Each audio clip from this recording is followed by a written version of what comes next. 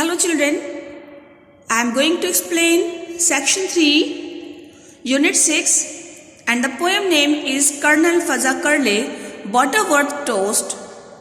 Stanza 1 to 4 I have explained in the earlier video, so here I am going to explain the next stanza. Let's see. The ghost in his phosphorus clock gave a roar and floated about between ceiling and floor.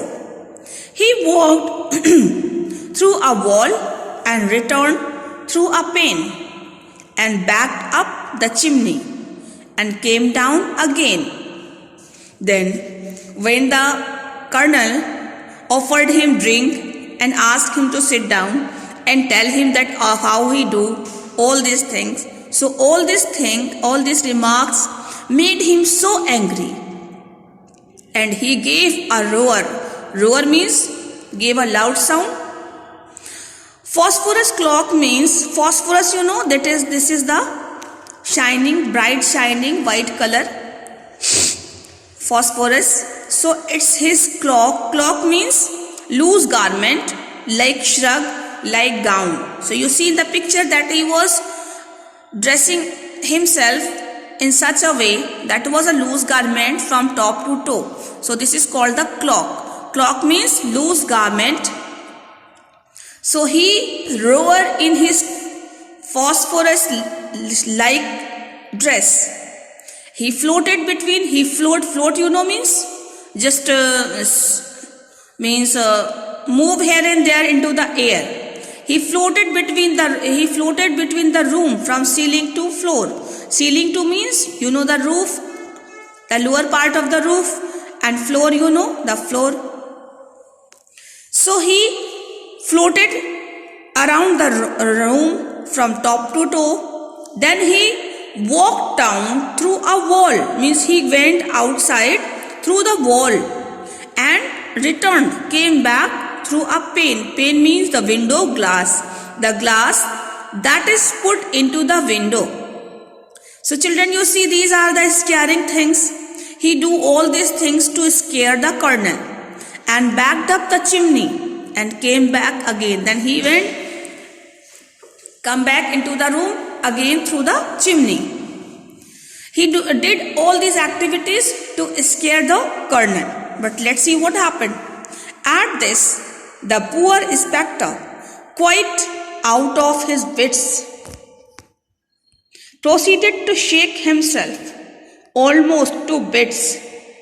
He rattled his chains and cluttered his bones and filled the whole castle with mumbles and moans.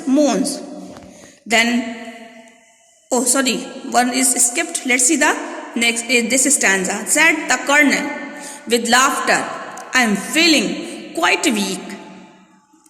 As trickle of merriment ran down to his cheek. My house warming party, I hope you won't spurn. You must say you will come and you will give us a turn.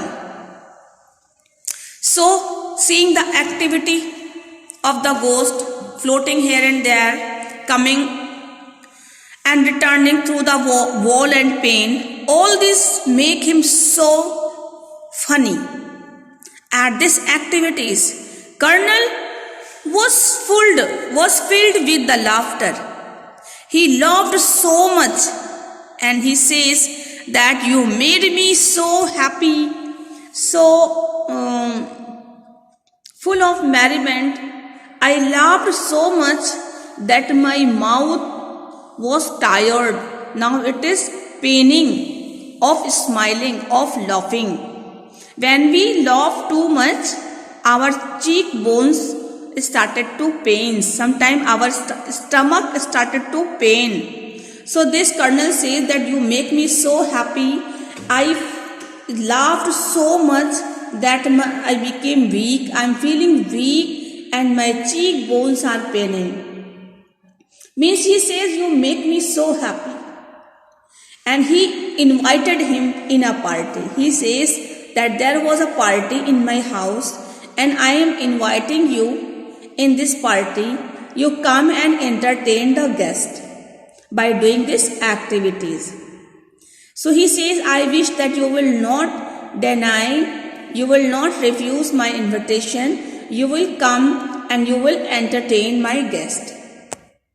See children, spurn means reject, means deny, refuse. So he says that I hope you will not refuse my invitation, you will come and entertain my guest by doing these activities. Oh my God. As much as he was trying to scare the Colonel was making him so much fun. Every time he makes fun of the ghost.